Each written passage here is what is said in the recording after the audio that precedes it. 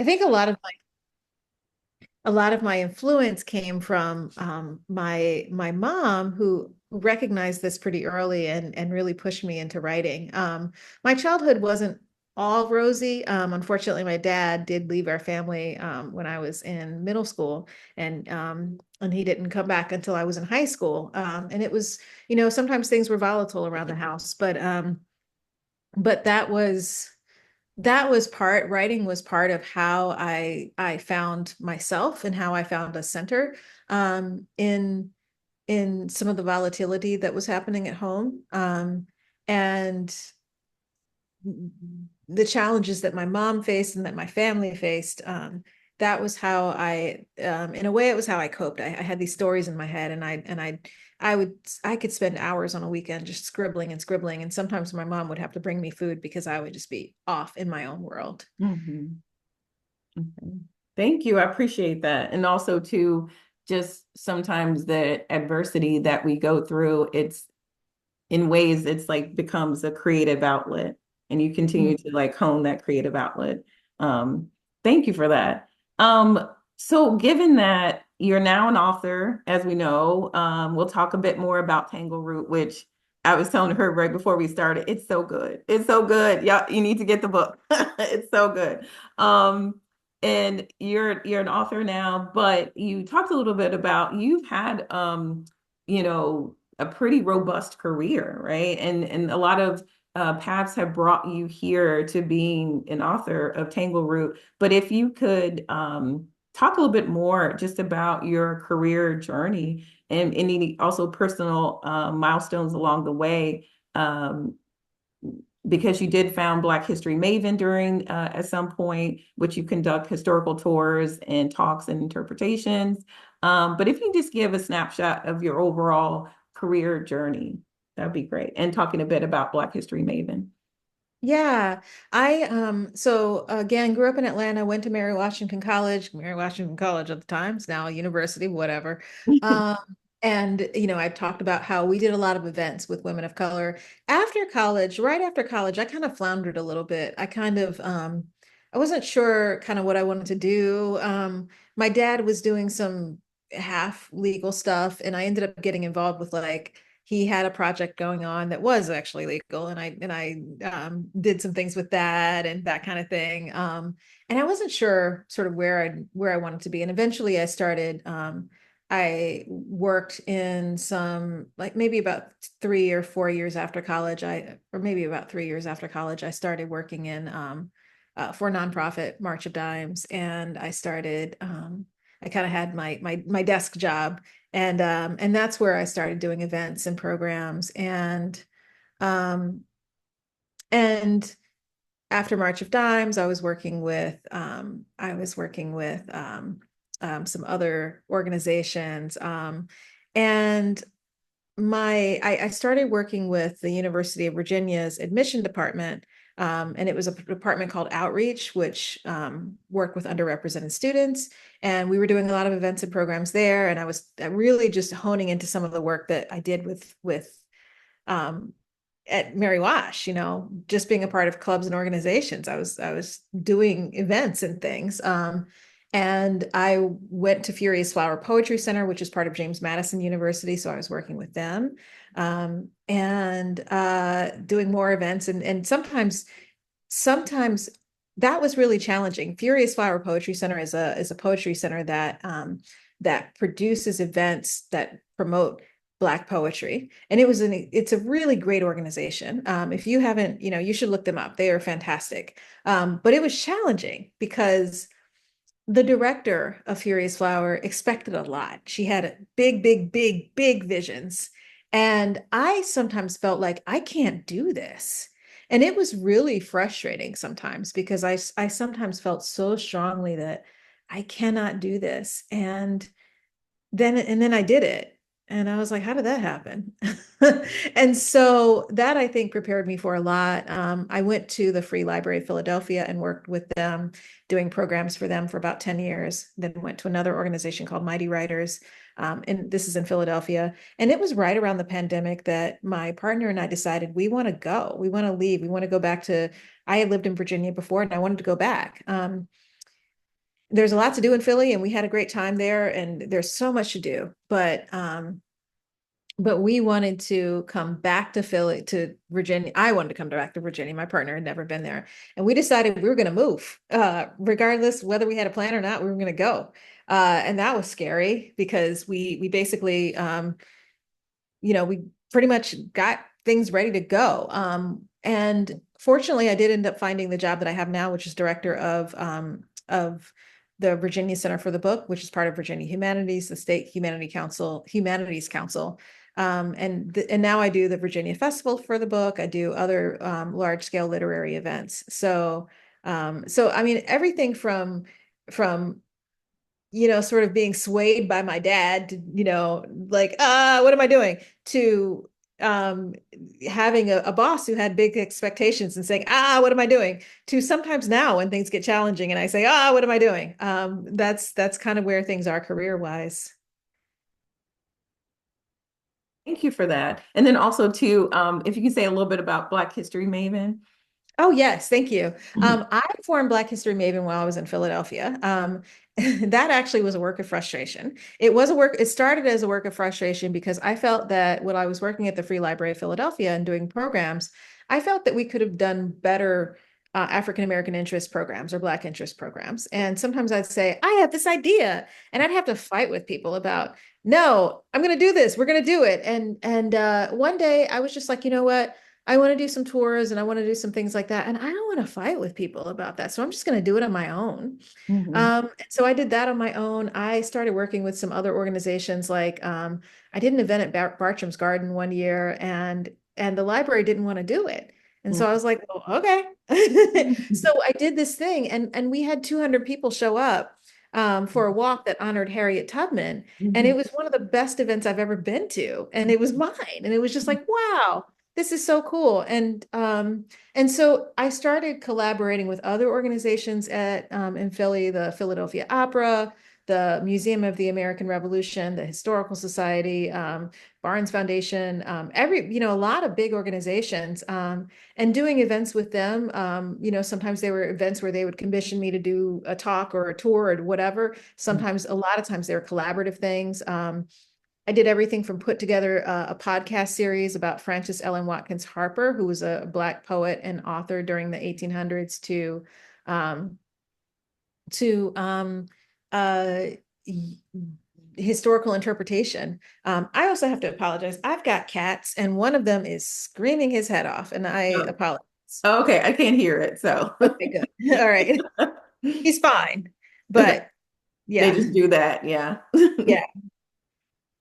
Okay. Well, excellent. Thank you so much for that. And I love that when you just said, I was just sick of fighting people, so I just did my own thing. And once you did your own thing, you found so much more success in it. And it also was meeting a need that you got a sense that there was that need there, especially with the rich African American history in Philadelphia, to have to kind of fight to advocate for more programming around that history can be tiring, but I appreciate that you were like, once I just sort of went out on my own, it was very successful. And I think that's something we'll talk more about too, about that's kind of being a leap of faith of at that point, you had done all these different jobs and event planning and um, different aspects of what you did was embedded in the work that you did before. And in some ways, the supervisor that really pushed you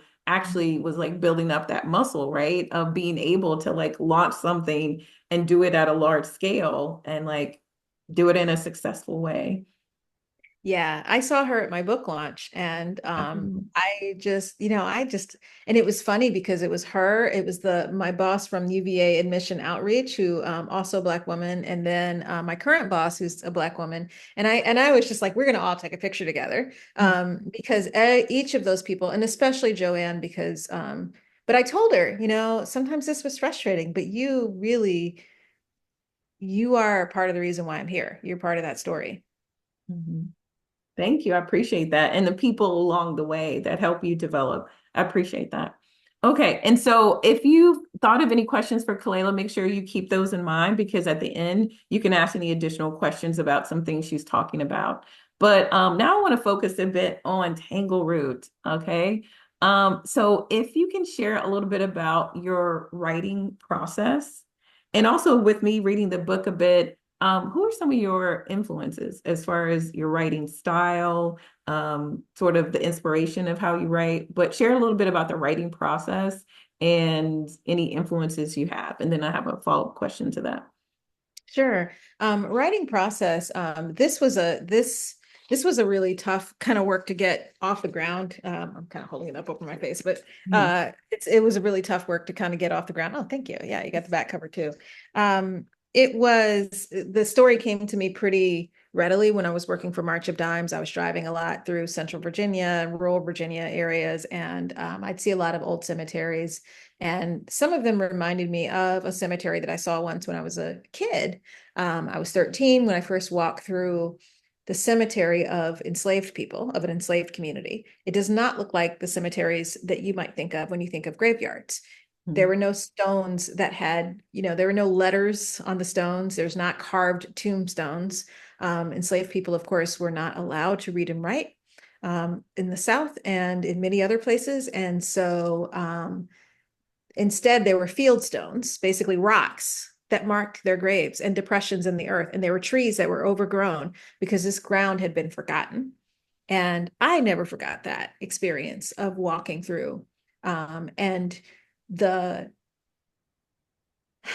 the sadness that I felt when I realized, being 13 years old, and I realized that people who had been forced to work their entire lives on this former plantation were not given the dignity of a tombstone. It was an affront, and it was a moment of darkness Mhm. and sadness, as I said. And I think, and I say this because this sadness is part of this process sometimes in confronting these difficult things. And I wanted to, so the story of Tangleroot is a story of a young woman who moves into a house that her enslaved ancestor built, and feels no connection to him at all. Instead, she finds some sort of weird connection with a white girl who was buried on that property with a baby, and she wonders what her story is. She felt that that girl must have been misunderstood by her parents. And she feels misunderstood by her mom, who's a scholar of Black literature and who's also a college president. And so she goes on a journey to find out more about this girl. And instead, she ends up finding more about this town, about her own family history, and about her mother's history, and some things that she never, ever knew. And these ideas of this was all part of this process, in terms of confronting the sadness, confronting history. Mhm. History is my guide. History is what informs what I write, and it will always be what informs what I write. I think that that everybody has an interesting people and interesting history, no matter what. Greta, I'm so glad you asked who are your people, because when I meet people, I don't ask this maybe the first question, but when I meet people, regardless of their race or ethnicity or whatever, I am always curious about who are your people, where are they from, Mhm. um, what do you know about them? I always want to know, and so that was this informing of Tangleroot. There's some history here that pulls from, say, I imagine one of my characters has an Irish ancestor who came here to build the canals, for instance, because that's what happened, and so thinking about what happened, what actually happened, and how that can be shifted into fiction, Mhm. is the way my little brain works. And then you ask about literary influences. I don't know of a Black woman writer alive who can't say Toni Morrison. So I'm going to say for sure Toni Morrison, because reading her broke my little world right open. In high school and then in college. I was also a big fan of Margaret Walker. I was a big fan of Louise Erdrich. I first learned about her in my first year of college, and I was like, oh, she's a Native American writer. I was influenced by um, a lot of, and sometimes some of the books that I read growing up were kind of like not, not like, classics. They were like VC Andrews. I don't know if y'all ever read VC Andrews, Yeah. but she wrote a lot about family secrets. And it I just was occurred, the addict. Yeah. yes, Yeah. yes, it just occurred to me all my like trashy VC Andrews books like influenced like Yeah. Tangleroot too, because of this idea of family secrets, these Yeah. salacious secrets. And so, yeah, And I think her books were set in Virginia too, right? Virginia or North it Carolina, might one have of those. been, oh my God. I think it may have been Oh, Virginia. Yeah. yeah, it might have been actually. But yeah, it was like it was some trashy stuff. Not trashy, but But it was some like a stuff. lot was going on. Yeah. A lot of family drama. Drama. Your Yeah. uncle is your half brother. Yeah, it's a lot. Yeah. Yeah. Yeah. Yeah, some of it I was like, whoa. But it actually, some of it actually found its way into, so this is all to say that sometimes, sometimes you don't have to read like the classics, although they help. And I would say more recent influences, Angie Thomas's The Hate You Give gave me permission to try again with Tangleroot. I had tried to write it before and tried to get it published, and Yeah, I can had you no share a bit success. more about that process? That was going to be a follow-up question because Tangleroot, like, and I know just talking through to you throughout the years, it's been a process. Like it just, you just launched it. And if you can just say more about what that journey was in publishing Tangleroot. Yeah, that was a long journey. And this is another man, just leap of faith, a leap of something. So I started writing Tangleroot a long time ago, almost 20 years ago. Mhm. And it was at first a story that I wrote with white characters. I had a white contemporary girl who finds the grave of another white girl who lived back in the 1800s because I didn't think a book like this with black characters could get published. And honestly, I was probably right. I worked on this story and then I changed it to black characters because I was like, no, this is the story right here. This is it. And I had a mother and a daughter story in that realm. And I did all the things. I did a ton of research. I went to historic sites galore. There's a lot in here that's, there's history in here, and I wanted to be true to history. I wanted to understand what I was doing, and even things like what the house looked like. I went to so many historic houses and read historic house books, and I researched lives of enslaved people, about enslaved being an enslaved person and the institution of slavery, everything from the economics to the day to day. Man, I did so much research. I did everything from, at one point, I set up an appointment, like a 30-minute interview with the then president of Barnard College, because she had teenage kids. I'd read an essay by her and she talked about raising teenagers. And I was like, you're a college president with a teenage kid. What's that like? Mhm. And I did all kinds of research. Paid an author to read the draft and give me commentary. And then finally, I was ready to pitch to agents, and I pitched away. So the way the publishing industry works is, this is a Macmillan imprint, Feiwel and Friends. Macmillan is a big five publisher. That means it's one of the bigger publishers out there, like Penguin Random House, et cetera, et cetera. If you want to get published by a larger publisher or even some indie presses, independent presses, you need a literary agent.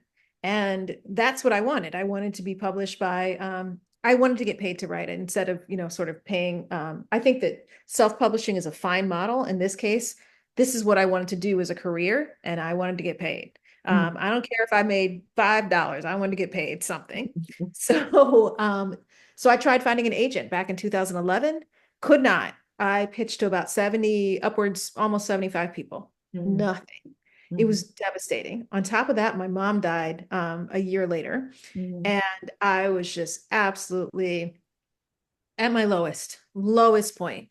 Mhm. Um, I put the novel away because, when you try that hard and nobody, and you don't get any takers, then you put it away. That's what I did. Mhm.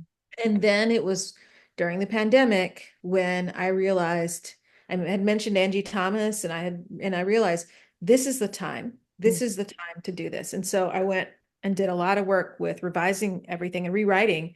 Um, a lot of things were old. A lot of my way of looking at things 10 years later had changed a lot. Mhm. Um, and I did more research and rewrote more. And this time it was February, it was December 2022, Mhm. or maybe December 2021 when I pitched to 12 agents at a time this time. I decided to pitch in batches. Each batch would have an agent who I really wanted to work with, and then some others. Okay. That's how I decided to do it. So I pitched to my first 12 right before the holidays. And right after the holidays, before I could pitch to my next batch, I got a phone call and I got an agent.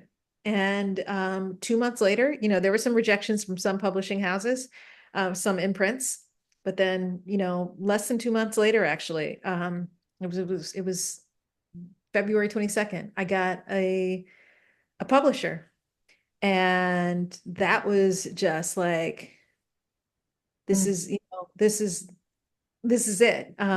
So that was a big leap of faith, because it was it was so crushing the first time, and to have to I did a lot of soul searching before I tried again, because I knew that if I got more rejections and I couldn't find an agent, I knew that that would just send me to the floor. But and it would be okay if it had, but I would be okay. And I told myself, I'll be okay. If the worst case scenario happens, I'll be okay, and I will keep writing. Mhm. Yeah. Thank you. Thank you for that. Yeah. So it was like, so this was like about 12 years in the making from the first time you pitched it Mhm. to when you actually got a literary agent. Yeah. Yeah. Hmm. Yeah. And I think timing is always important. So Hmm. timing is important. Sometimes it's like the pause and the waiting, and it can be a lot, but it's almost like the time was then right, when you did it again. So thank you. Thank you for sharing that. Um, okay. So with that, and I think you talked about this a bit, the life lessons that you learned and perhaps are still learning in this whole experience of getting your book published. I mean, definitely trusting your trusting your talent and your ability. If you have had others tell you, and I wouldn't say trust in it, like, I'm not a good, I can carry a tune, but that's about it. Like, I am not going to be singing opera one day. Like, it's just not going to happen. I've always wanted to do ballet, and I've taken some classes as an adult, but I'm never dancing on point. I'm too old, frankly. My ankles are all brittle and falling apart. It's, osteoporosis time. It's just not going to happen. I mean, it's not quite that, but you know what I mean. I can't be, uh but so there's some limits to that. When people say you can do anything, you can do a lot of things, but maybe understand what it is that you can do. And I would say too, one life lesson that I had was, proceeding with caution the next time. Proceeding with caution. The reason why I pitch to 12 agents at a time is because sometimes agents will give you feedback, and they still won't take your book, but they'll say, I like this, except. And so, knowing that one experience sort of built into the other, Mhm. and you may not even realize it, but you're learning all the time from things that you don't do as well as you could. And the other thing that I did differently this time was I decided to gather confidence one way, because again, I was so afraid to pitch to agents. And the way that I got over that helped me prepare for that was I decided to do a lower stakes thing, which was trying to get a writing residency. Writing residencies are basically these things where you can either pay and go to something for a week or so, and sometimes a few weeks. Or those tend to be less selective. They'll Mhm. be like, oh, you can write halfway, great, come. Or there are some where they pay you, or they just are free, and you just go and you hang out with them, and you write all day. And I decided, okay, I'm gonna apply to some writing residencies, because this will help me either, get this cushion to feel to be able to absorb the shock of rejection. Mhm. What it actually did was boost my confidence, because the first writing residency, my Reach writing residency, which was the only one I ended up applying for, because I was like, well, I'm going to this, so I don't need to apply for the others. I actually got into, Mhm. and it was so surprising that I was like, when the dude called me to tell me that I got in, because this is a very prestigious one, I was like, wait, I got off the phone and I was telling my partner, he's got the wrong person. Even though he described my manuscript, this was the manuscript for this. He described it exactly. So I would say that like finding ways to mitigate the difficulty of something, finding a cushion is important. And also the doing the thing you didn't think you could do. Mhm. I will also say that when I was, I got an editor, everything was great. She turned around edits and I thought there were going to be like a few commas here and there. And it was like, no, we want you to rewrite the whole ending. And I'm just like, I can't do that. I I don't know where to begin. I have tried so hard to just get this to you, and you want me to rewrite the entire ending and rewrite some other chapters and oh my God, introduce a whole new character and a whole new kind of subplot. What are you thinking? Mhm. These weren't her ideas, but she's like, this is what you need to do. She said she didn't tell me what to do. She said, you need the book to do this, this, and this, and this, and the ending needs to change. And I'm just like, I can't do that. And I spent like 3 days just walking around in a stupor. I can't do that. I can't do that. I can't do that. But I did it. So Right. it's sometimes it's just find it from somewhere. I don't know where you find it, but find it from somewhere. Mhm. Thank you. Yeah, yeah. I think that's the theme where you continue to be like, I don't think I can, but I can, right? And so I think it's the saying of do it anyway, do it afraid. Do it afraid. Yeah. Do it afraid. Yeah. Do it And afraid. I don't think I can, but I'm gonna. Yeah. Because the alternative is what? That you don't do it and you regret not doing it. Yeah. You're like, I could have just done it, even if it wasn't that great. Like, at least it would have Yeah. been a done, not so great, right? Yeah. Yeah. Okay. Thank you for that. Okay. So given the time, I think we'll transition into you being able to read a bit of Tangleroot. So I want them to hear a bit of the book. And then after that, we'll open for questions for Kalela. So I'll give you the floor, Kalela. Okay. So I'm gonna read the first page, and then if there's time, I'll read a little bit more. But first page, chapter 1. Mom wasn't gorgeous, but she carried herself with an understanding that she was, and people tended to take her at her word. They'd indulge in a few extra seconds to watch her when she walked by, or hold the door open for her a minute too long, or they'd ferry her drinks at receptions like this one, especially men. No one ever saw Mom's set I told you so chin, an inheritance from Grandma, who was gentle and sweet faced, but barbed with the nerve to leave her husband in the 1950s and take her maiden name back. No one saw the severity of Mom's gaze, as if she were glaring at you over a set of invisible glasses. The way her dressmaker great grandmother would have scrutinized a garment, her mind drafting a pattern of gathers and tucks. With Mom's eyes, hair, and complexion the same auburn shade, it was as if she'd been cast out of bronze, not made of flesh and blood like the rest of us. Perhaps her coloring was the unknown of her, inherited from a nameless father. What people saw of her were the soft things, her dimples, her curves, the tiny zigzag curls of her voluminous mane. They noted the proud way she owned a room, which she could do, being 5'9" with slim, muscled limbs. And more than anything, they talked about how brilliant she was, how accomplished. I'd been hearing this my whole life, how wonderful and amazing Mom was. So I hung back from it all, loitering in the rear of the chandeliered hotel ballroom by the cheese ball station.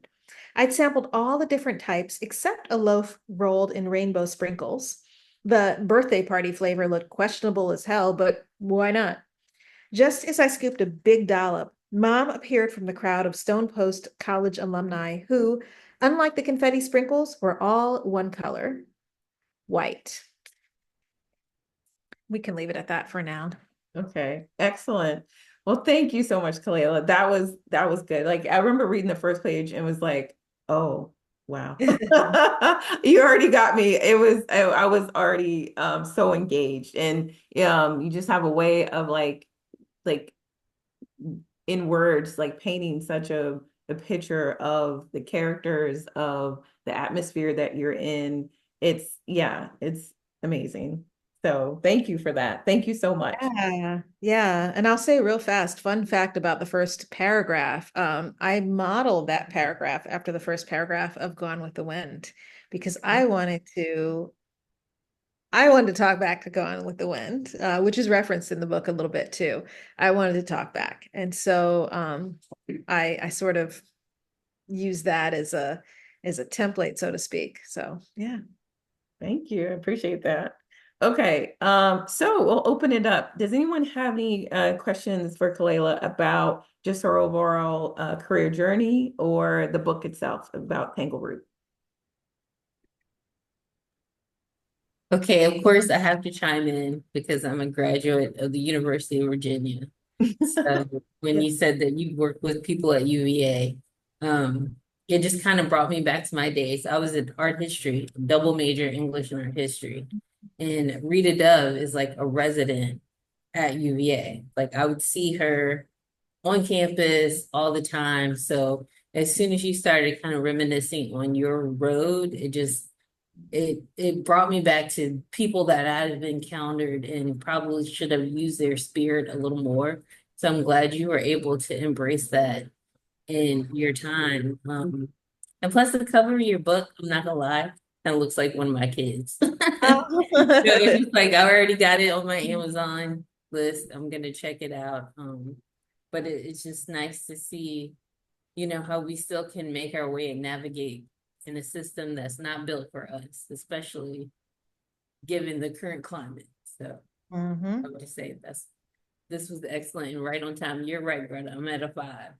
So There's some Charlottesville history in this. There's a reference to what happened in Charlottesville in 2017, under the very shortly after the 2016 election. And it's still ricochets. And I also say that Rita is awesome. I got to know her a little bit when I worked with Furious Flower, and now I work with her a little bit with my job now. She's so great. So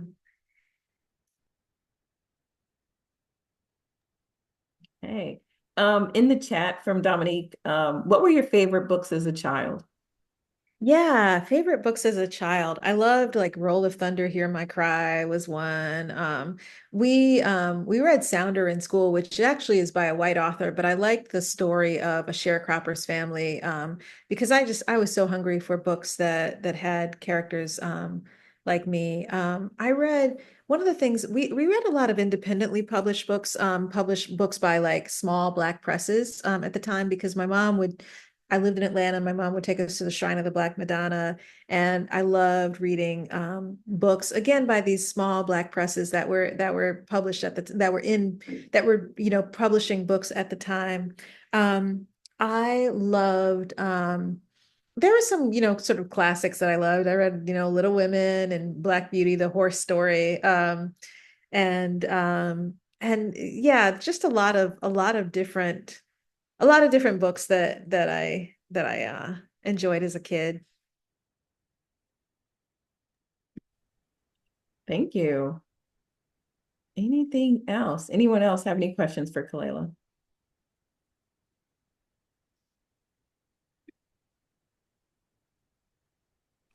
I would like to. I raised my hand there.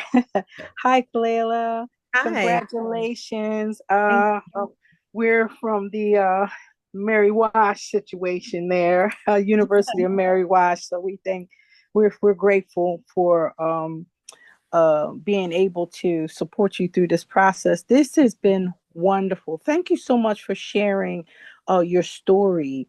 And I see this as historic storytelling, which we need a lot more of, particularly in the light of where we are on today with information and disinformation and misinformation. Our history is being diluted into something that might be perceived as never really even happening, and not necessarily being to the point or extent of causing the immeasurable, if you will, damage that it did to our ancestors, that we are still working our way through and out of. I like the fact that you uh, you took that leap of faith into yourself. When you gave that story about the boss who was constantly asking something that was well above your bar, but you dove in and you did it anyway, and that ties into the latter part. I had jot that down. I don't think I can, but I'm gonna I'm gonna do it anyway. You know, thank you so much for that, because you know what? That's kind of what it takes. You have to do it afraid. You have to work against that feeling. And once you get past it, you end up with a product. So bravo, bravo, bravo, bravo. You did it. You know, I'm impressed. It took you some years, but you learned the necessary things that you needed to augment the story that you had begun, and it brought you to that ending that we are here now celebrating your published work. So again, congratulations. I can't say enough about your accomplishments. I'm sorry that you left Philadelphia, though. Hopefully, we'll be able to do some things up here, and be able to tie in even more young people. You did an awesome job. Mighty Writers is an awesome community program. And so, thank you so much for all that you've done, all that you're doing. And I'm excited about your next go round. All right. So, you mentioned that sadness is part of the process. Um, can you talk about that?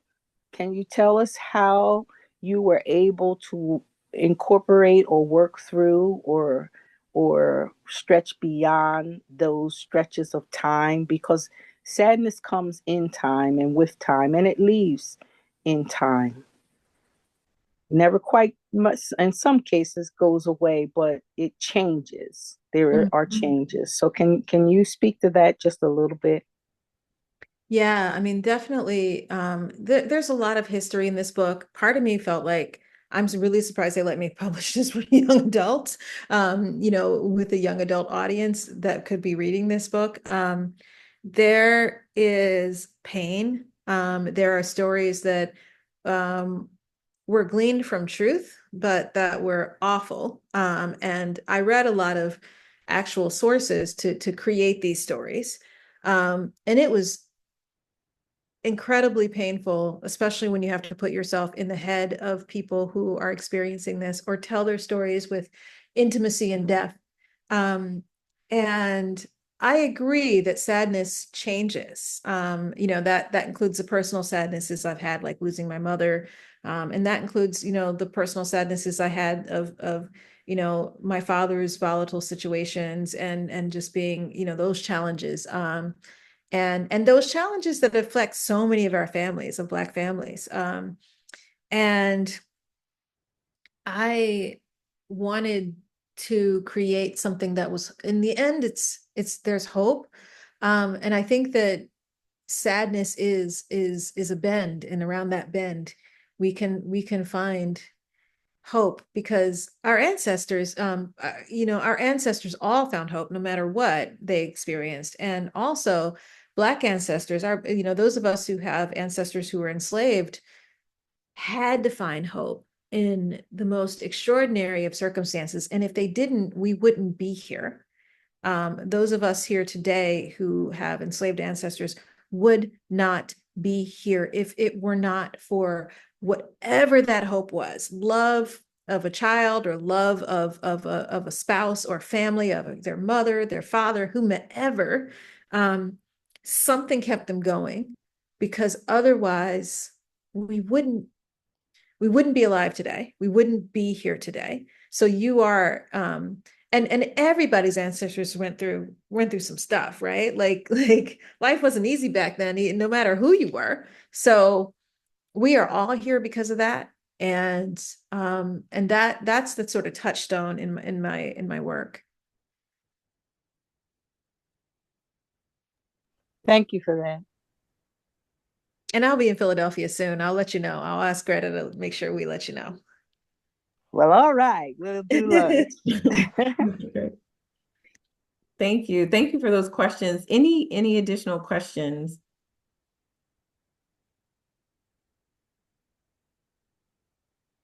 Dominique did put in the chat that she could tell those were your influences, the books that you liked as a child based on the first page, when you read the first page. Okay. Yeah. Okay. Anything else? All right. Well, thank you so much, Kalela. I really appreciate that. You sharing your personal and career journey and your journey with writing Tangleroot. Because like you said, there's, what I was kind of the core of this leadership discussion series is about authenticity as well, about kind of knowing who you are, the importance of that, and sort of aligning with your values and that strength of kind of knowing that, and how that also relates to the book of how, I haven't read all the way through, but I'm assuming that the character gains a bit of strength and confidence and a sense of self through learning about her lineage, right? She sure does. Right. Good. Yeah, I haven't got there, but I'm Yeah, she does. excellent. Yeah, thank you so much. And I appreciate the part where you said that sadness is a part of the process, but it is the process. It is not the whole thing. It's sort of there's an arc in kind of coming out of a situation, and being able to kind of rise again. And I think too, with our ancestors, I think there was many things, but also spirituality as well. I think a deep core belief in something more than themselves. And I'm sure that kept them going too, that it's just not this time that we are in, but there's more to this life. And thinking, probably not knowing, but thinking that if we keep going, the Kalelas of the world and the Pastor Joys and the Britneys and the Alexas and the Dominiques and the Alfreds and the Jennifers, and I'm sorry, iPhone, I'm not sure who you are, but that they will be here as well, right? As you said. Okay, well, thank you so much, I Layla, would for your ask you to time. hold up a picture of the book and smile for a screen share. So Oh, yeah. a screenshot. Oh, yeah. Let's do that. But also too, given that, Kalela, where can they find you? Where else are you promoting your book? How can they buy your book? How are you promoting your book? And do you have any upcoming appearances? Yeah, so my handle pretty much across everything, mostly right now, mostly Instagram and Facebook, and I'll probably get on TikTok. I'll probably do that, but it's all Black History Maven. So you can find me that way, Black History Maven, all one word. And I have a website, kalelawilliams.com. And I will be in Charleston. I will be in next week for a book festival there. I'll be in God, where am I going next? Boston for an event. Yeah, I also have a mailing list that you can be a part of. If you go to my website, you can kind of join that. So yeah, I'm so appreciative of everyone being here. And uh, um, actually, my website, I changed something on it. So the link to the mailing list may not be up, but there is a contact form. Just drop your information in there and I'll add you to the mailing list for right now, until I can get that link fixed. But yeah, I'm all over the place. And the books are in bookstores pretty much everywhere. I know they've been spotted in Washington State, Oregon, uh, all across the country. So Florida, they're everywhere. So you can look in your local bookstore or, of course, shop on Amazon or bookshop.org to get a copy. And the audiobook is really great too. I got a chance to meet the narrator who has deep connections to a house where her enslaved ancestors lived. So that just happened to be that was the case, but that was really awesome. So Excellent. Okay. Well, thank you so much for your time, Kalela. So we're continuing with this series. The next speaker will be Zafia Bryant, who is the founder and CEO of Bryant Educational Leadership Group. So Zafia is also someone I know she didn't attend Mary Washington, but she attended some conferences that we often did attend, some like multicultural leadership conferences. And she now leads a conference, African American Student Leadership Development Conference, that expanded. One was on the East Coast and expanded to the East Coast and now the West Coast. And now she has a high school edition as well, not just a college edition. And she's now going to take the conference international. So in 2026, she'll talk more about this. They're going over to Africa. So, and really focusing on the African diaspora as a whole. So just doing amazing things and amazing people who will be a part of this series, like Kalela as well. So I just want to thank you so much again, Kalela, for your time. And like I said, the next series is on November 20th. So it's next week with Sophia Bryant. So it's also on Eventbrite. So please attend. And I'll continue the series in January where I'll feature more leaders as well and continuing this trend of authenticity and taking leaps of faith. So thank you so much. Any closing words before we leave, Kalela? Just to thank you for everyone who's joined in. I am just so appreciative to be able to speak to all of you. And again, just really happy to be in conversation with Greta, who I think is so awesome and who has taken her own leaps of faith that have been really inspiring and amazing. So anything she does is great. And I'm really looking forward to next week. So yeah.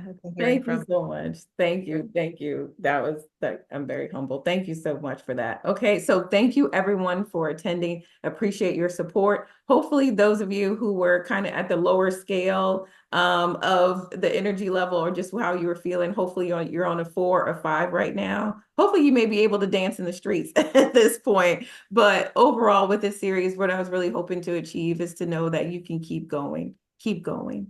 Keep going. You have it in you. You have it in you. So keep going.